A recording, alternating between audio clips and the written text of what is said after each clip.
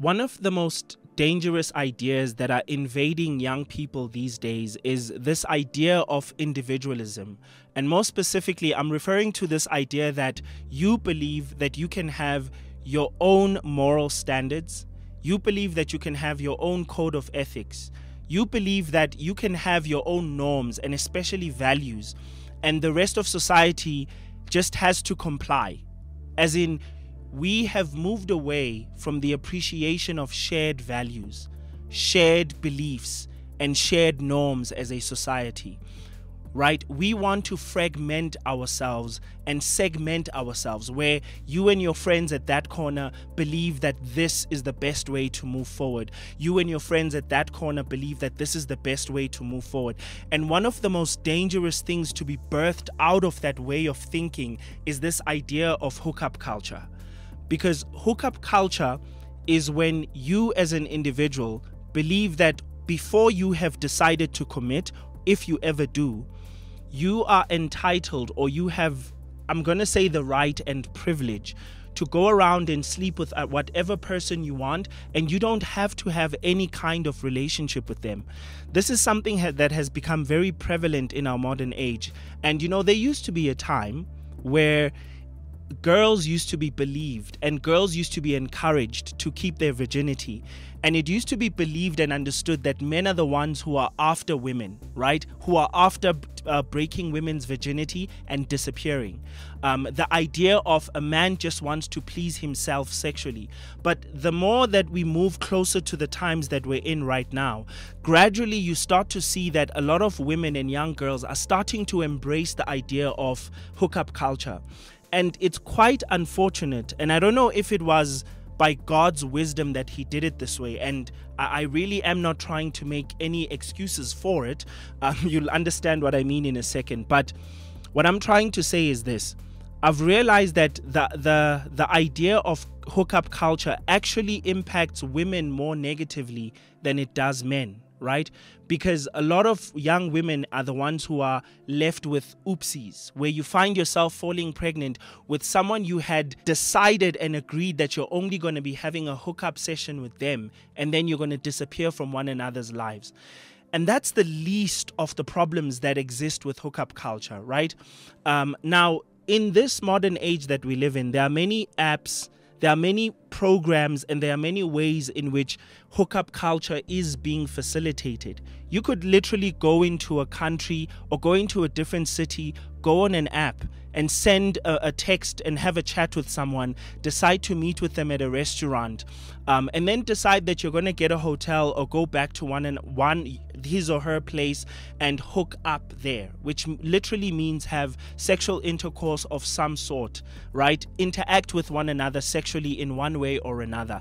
And then from that point on, you just depart from one another's lives and you never hook up again, right? And that's what hookup culture is. And people are doing this willingly. There was a time when this was, if something like this ever happened, it used to be a mistake.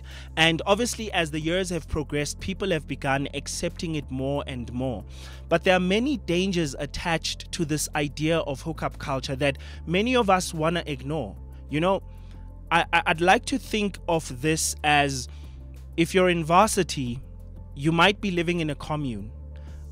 Or the fact that you're in school means that you are existing in a space that has a number of people that are occupying a space. So as a result, if you are a collective, if you are a number of people, a group, and you exist within a certain space, then you have to, in order for you to make it work, for you to live with one another, you have to come to the agreement that we will subscribe, or we will all live by these rules. We will all have a shared vision, or we will all have, as the Bible says, you cannot walk with a person unless you are in agreement, right?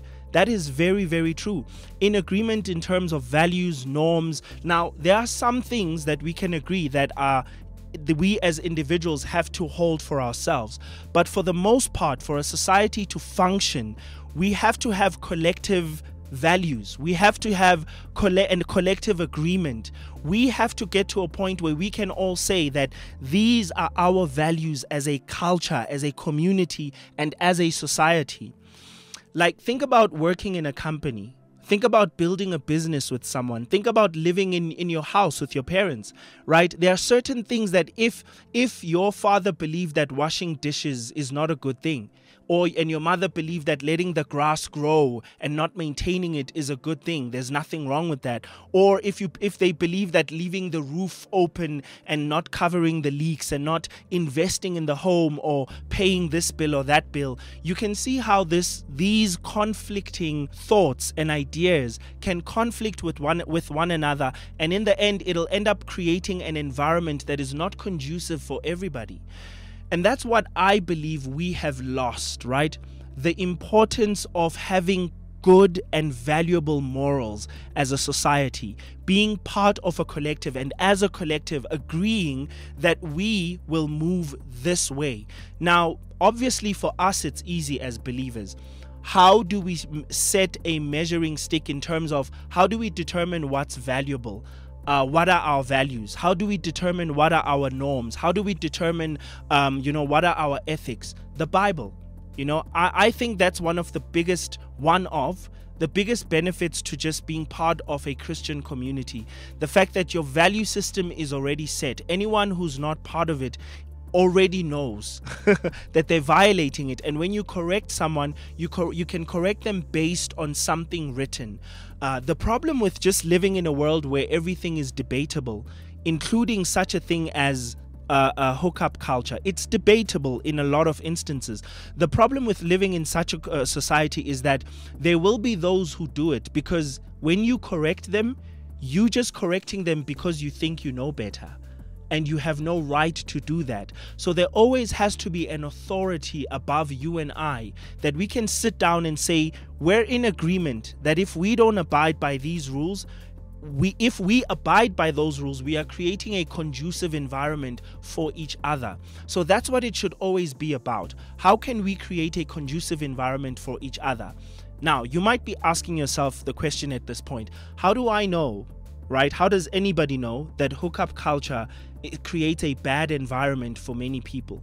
Oh my goodness, I don't even know where to start, right? But I'll only list a few from the top of my head. One of them being that you have many people infecting each other with viruses because when you don't know a person, you don't know how clean they are. You don't know whether they've been taking care of themselves, if the previous partner they were with used a condom or not. You don't know all of these things. You're literally meeting with a stranger once and then you depart. And you can never trust that person will even agree to the terms of your hookup session, right? You can never trust that. And here's another dangerous thing. The fact that the more and more you participate in hookup culture, meeting with strangers in order to have some kind of sexual exchange between the two of you, is the fact that you could be meeting with people who are very dangerous and you never know it. And it really only takes one encounter with a dangerous person. Like, you actually do not know whether you're meeting with a murderer, whether you're meeting with a person who has psychological problems, because you didn't want to take the time to exist with a person within a context, because that's the beauty of the idea of courtship. Now, we can debate how courtship should be done all day. I think that can be debated and should be allowed to be discussed, but the idea in itself works perfectly, right? Because you are existing in a space with this person. You're getting to know them before you have any encounters with them. And the beauty of it is that you get to know them within a certain context. I know you from church. I've seen how you behave at church. I've seen you being under pressure and how you respond to being under pressure. I remember there was a guy I met, I used to go to a fellowship with, and I could see, I'm definitely not going to name and shame, but I could see from the way that he was interacting in that space that this is a guy who has a temper problem. And I've seen this with both men and women, like just existing within the same space as them. So then it gives you the opportunity to say to yourself, if I were to ever be in a lifelong committed relationship with this person, I'm going to have to decide whether I'm willing to deal with this, right? And the thing with what hookup culture tries to do, it tries to take dealing with those things out of the equation. And this is the thing that we need to be very careful of. The fact that in as much as, yes, hookup culture does come with no strings attached. It does come with taking away the stress of actually trying to live with someone, the complicated parts of being in a long-term relationships, in a long-term relationship. But the detriment that comes with it is far more dangerous. Ever since hookup culture, particularly men are the ones that suffer emotionally, because we're the ones who have to propose. We're the ones who have to approach women. But because we're participating in this idea of hookup culture and using these instruments to do so, a lot of us don't actually get to form and learn how to initiate and lead meaningful relationships, romantic relationships. We get used to the idea of being used and using others. And that in the long run, right? I'm talking in the grand scheme of trying to create a productive society and a productive community, it doesn't work. It doesn't build a good world for you and I and a conducive environment, right? And then you're forgetting the fact that one day you're going to have children, and your children are going to wonder, why were you hooking up? Does this mean give them the right to go and just hook up with whomever, right? And then you continue to perpetuate that, and then you have the many things that come with it. STIs, the problem of meeting with dangerous people because you don't get to meet them within a certain context. You don't get to know who they are, which it doesn't totally get rid of that danger, but it does alleviate that danger. At the very least, you can justify, and you also have references, right? Because you know their mother, you know their father, you know their friends, you know their pastor. You've seen them interact in a particular space. Hookup culture takes away from that. Hookup culture says, let's meet at a let's connect online, meet at a restaurant or a party or a braai, hook up, and then tomorrow we never speak to each other again. You don't need to bring your baggage, and I don't need to bring mine. And here's another very dangerous thing about this idea of hookup culture. It teaches us that people are only worth what we're willing to get from them, or what we want to get from them. After that, I can dispose of you and forget you've ever existed. And I won't lie, and I think there's a danger to lying about the fact that hookup culture does come with the benefits that it tries to sell, right? It does come with the lack of stressing about, how am I going to build a life with this person? Let me just get the gratification and stress relief that I want and leave. However, it also comes with a lot of long-term damages that you might not want to live with. And you need to really give careful thought as to whether you want to walk away with that. And not just you as an individual, but we all as young people need to start thinking about the long-term effects of an idea as wrong, and an idea as cheap, an idea as dangerous as hookup culture. Ultimately, I don't believe that the point I want to make is not that necessarily focused on hookup culture in itself, but it's a bit much bigger than that. I think we need to learn how to commit, you and I.